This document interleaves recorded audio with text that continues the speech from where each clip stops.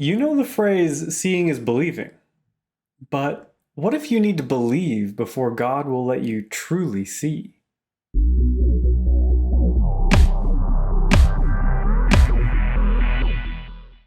Discover the Bible in a new way. Enjoy a weekly Bite sermon paired with engaging Bible reading. Join me in finding some interesting things about the passage, or skip ahead to jump right into the reading. If you like the content, please don't forget to like, subscribe, and share with your friends. Jesus spent much of his ministry trying to prevent people and demons from revealing that he is the Son of God. It was not yet time, is the frequently provided reason. The disciples needed time to get to know Jesus and who he was before they could accept him as the Messiah. Belief that he is the Messiah preceded the instructions he gave about his death, because his plan sounded crazy and would have been completely ignored if the disciples didn't believe he really was the Messiah. Even after believing Jesus was who he said he was, his instructions still made absolutely no sense. But that didn't mean Jesus' way was wrong. It was only after God's plan was completed that it made sense. I believe God is who he says he is, and that he has the best plan for my life. I didn't always believe this. Even after I accepted that he is God, it didn't mean that I trusted his plan. I still had many years of pain and damage to those around me from trying to go my own way. Only after I accepted his instructions given through his word, and then letting God start directing my life, did I come to understand how much better God's plan really is than mine.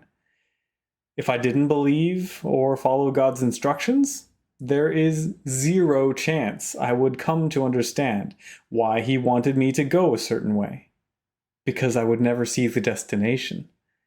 How could I understand God's plan if I never participate in it? And with that, let's read the not boring Bible. Matthew chapter 16.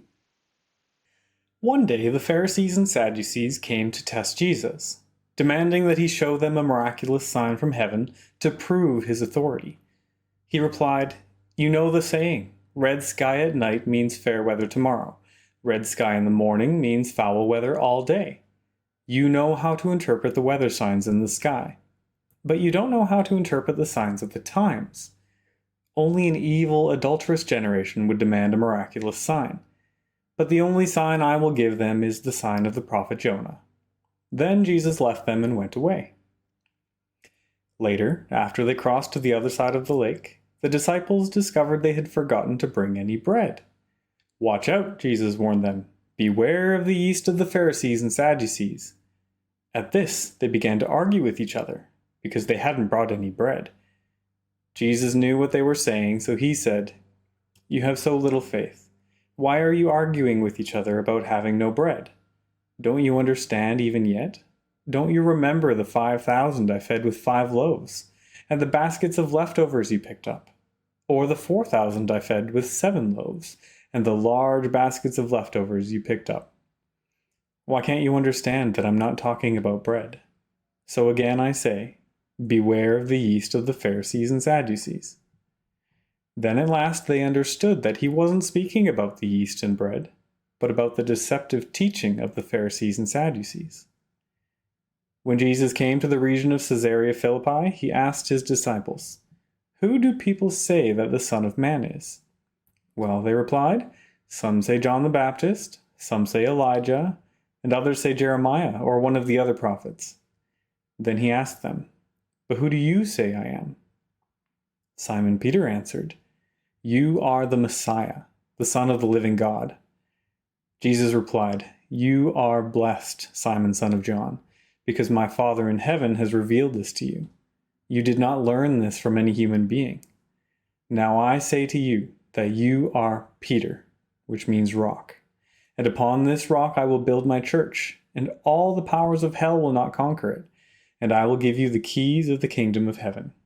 Whatever you forbid on earth will be forbidden in heaven, and whatever you permit on earth will be permitted in heaven."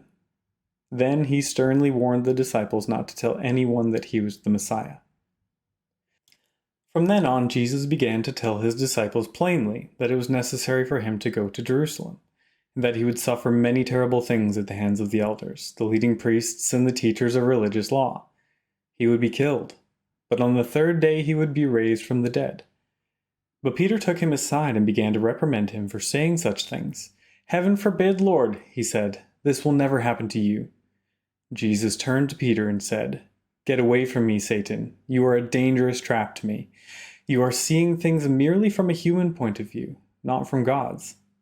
Then Jesus said to his disciples, "If any of you wants to be my follower, you must give up your own way, take up your cross, and follow me. If you try to hang on to your life, you will lose it. But if you give up your life for my sake, you will save it. And what do you benefit if you gain the whole world but lose your own soul? Is anything worth more than your soul? For the Son of Man will come with his angels in the glory of his Father, and will judge all people according to their deeds. And I tell you the truth, some standing here right now will not die before they see the Son of Man coming in his kingdom." I hope you enjoyed some not boring Bible reading.